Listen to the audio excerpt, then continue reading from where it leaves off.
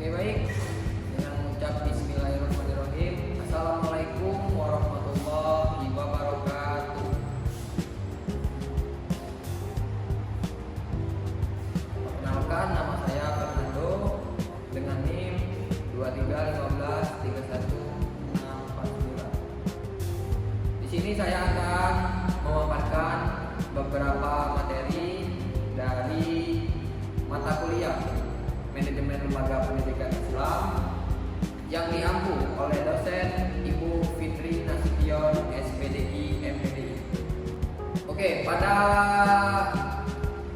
kesempatan yang pertama saya akan menjelaskan makalah dari kelompok 1 dengan judul Konsep Dasar Manajemen Pendidikan Islam. Manajemen lembaga pendidikan Islam pada dasarnya adalah proses mengatur, mengelola, dan mengarahkan seluruh sumber daya pendidikan agar tujuan pendidikan dapat tercapai secara efektif dan efisien. Konsep dasarnya mencakup perencanaan, perorganisasian, pelaksanaan, serta pengawasan yang saling berkaitan dan membentuk satu siklus manajemen yang utuh. Inti dari manajemen pendidikan adalah memastikan setiap unsur lembaga, mulai dari peserta didik, pendidik, kurikulum, sarana dan prasarana, pendanaan, hingga hubungan dengan masyarakat dapat berfungsi secara optimal. Perencanaan yang matang, pembagian tugas yang jelas, pelaksanaan yang terarah, dan evaluasi berkelanjutan menjadi kunci agar lembaga mampu menjawab tantangan pendidikan yang terus berkembang. Dengan menerapkan konsep-konsep dasar manajemen secara konsisten, lembaga pendidikan dapat menciptakan lingkungan belajar yang tertata, kondusif, mampu menghasilkan proses pendidikan yang berkualitas, dan pada akhirnya manajemen akan membantu lembaga mencapai visi, meningkatkan mutu, dan memberikan pelayanan pendidikan dengan sesuai kebutuhan peserta didik dan masyarakat. Oke, baik, tadi itulah penjelasan dari kelompok 1. Selanjutnya saya akan membacakan materi dari kelompok 2 dengan judul Desain Pengembangan Lembaga Pendidikan Islam. Desain pengembangan lembaga pendidikan Islam merupakan proses perencanaan yang sistematis untuk memperkuat mutu, relevansi, dan keberlanjutan lembaga dalam menjawab kebutuhan umat serta perkembangan zaman. Perkembangan ini tidak hanya berfokus pada peningkatan aspek fisik dan administratif, tetapi juga mencakup pembaruan visi, kurikulum, karakter, pendidikan, kultur organisasi, serta tata kelola yang berlandaskan nilai-nilai Islam.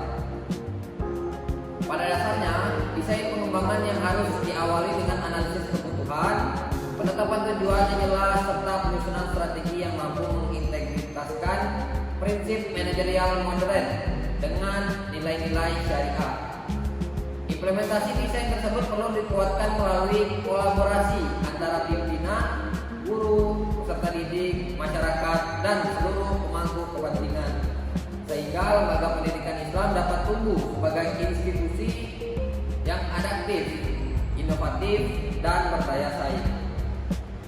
Dengan perencanaan yang matang dan pengelolaan yang efektif, lembaga pendidikan dapat menghasilkan perubahan yang terarah, baik dalam kualitas pembelajaran, pelayanan pendidikan, maupun pengembangan karakter peserta didik. Pada akhirnya, pengembangan ini berfungsi sebagai fondasi untuk menciptakan lembaga pendidikan Islam yang unggul, berakhlak, serta mampu menghadirkan manfaat yang berkelanjutan bagi masyarakat. Baik, itulah penjelasan dari makalah kelompok 2. Dan saya akan lanjut penjelasan materi dari kelompok 3 dengan judul Konsep Manajemen Kurikulum Lembaga Pendidikan Islam. Manajemen kurikulum pada lembaga pendidikan Islam merupakan proses pengelolaan yang terencana dan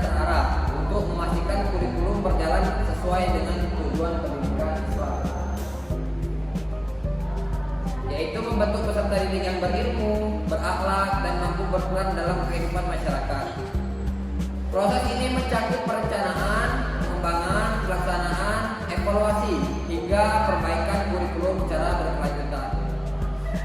Secara keseluruhan, manajemen kurikulum berfungsi untuk memastikan bahwa setiap proses pembelajaran tidak hanya berlangsung secara sistematis, tetapi juga mencerminkan karakter khas pendidikan Islam yang menyeimbangkan aspek spiritual, intelektual, dan sosial. Dengan penerapan manajemen yang profesional dan evaluasi yang berkesinambungan, lembaga pendidikan Islam dapat menghasilkan kurikulum yang relevan, berkualitas, dan berdampak nyata bagi peningkatan mutu pendidikan. Oke, baik, kita lanjut pada pemaparan materi dari kelompok 4 dengan judul Konsep Manajemen Pendidikan dan Tenaga Pendidikan. Adapun manajemen pendidikan dan tenaga kependidikan merupakan serangkaian proses untuk mengelola seluruh aspek yang berkaitan dengan guru serta tenaga kependidikan lainnya, mulai dari perencanaan, kebutuhan, rekrutmen, pengembangan kompetensi, penempatan, pembinaan, hingga evaluasi kinerja.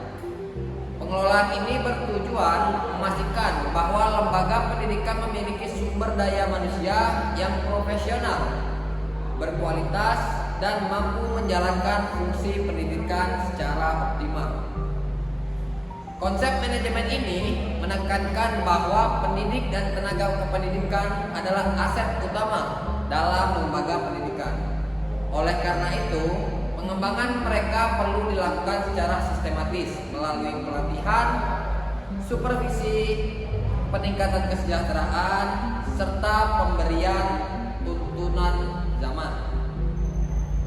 Secara keseluruhan, manajemen pendidik dan tenaga kependidikan berperan penting dalam meningkatkan mutu proses dan hasil pendidikan, serta pengelolaan SDM dilakukan dengan baik-baik, mulai dari seleksi hingga pembinaan yang berkelanjutan.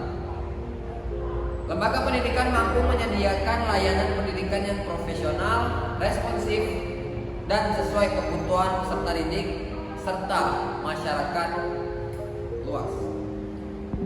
Oke, lanjut pemaparan materi dari kelompok 5 dengan judul Konsep Manajemen Keisiswaan. Adapun manajemen kesiswaan merupakan proses pengelolaan seluruh kegiatan yang berkaitan dengan peserta didik sejak awal masuk hingga mereka menyelesaikan pendidikan pada suatu lembaga. Pengelolaan ini mencakup penerimaan siswa baru, layanan bimbingan, pengembangan minat dan bakat, pengaturan disiplin, pencatatan administrasi, serta pembinaan kepribadian dan prestasi siswa. Inti dari manajemen kesiswaan adalah menciptakan lingkungan yang mendukung tumbuhnya potensi siswa secara optimal, baik dalam aspek akademik maupun non-akademik.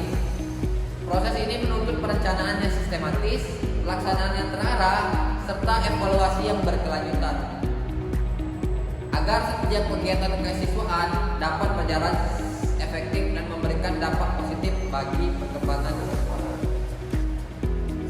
Secara keseluruhan, manajemen kesiswaan memiliki peran strategis dalam menjaga kelancaran proses pendidikan dan meningkatkan mutu layanan pendidikan. Ketika manajemen ini dikelola secara profesional dan manusiawi, lembaga pendidikan mampu membentuk peserta didik yang berkarakter, berdisiplin, serta memiliki kemampuan akademik dan sosial yang seimbang.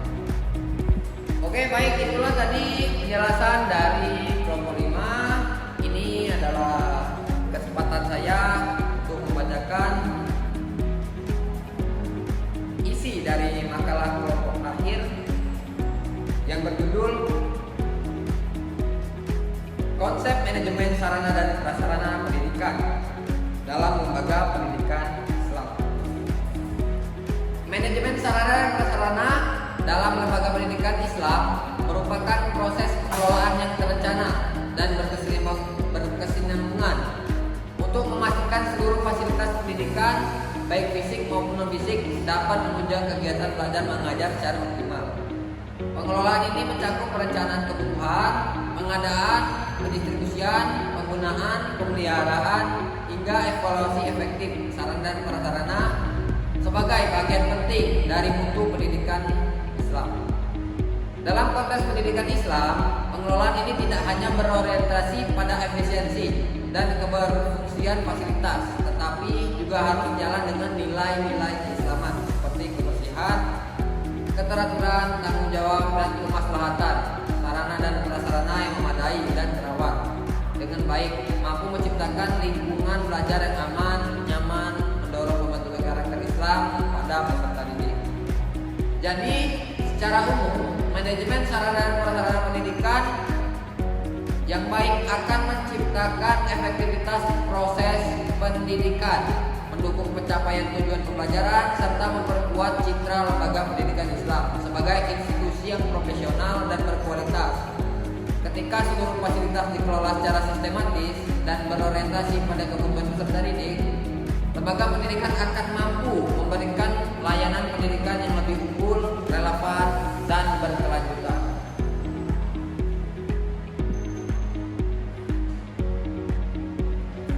Oke, baik, itulah pemaparan materi dari kelompok 1 sampai kelompok 6. Adapun video ini saya buat untuk menunaikan tugas saya sebagai mahasiswa dalam ujian tengah semester pada mata kuliah Lembaga Pendidikan Islam. Saya Fernando, saya mohon maaf jika ada kesalahan kata, perilaku, dan apapun itu dalam video ini, karena kesempurnaan hanya milik Allah. Saya akhiri, wallahul muwaffiq ila aqwamit thoriq. Wassalamualaikum warahmatullahi wabarakatuh. Tamatlah sudah ajudan tadi. Terima kasih dan jumpa lagi.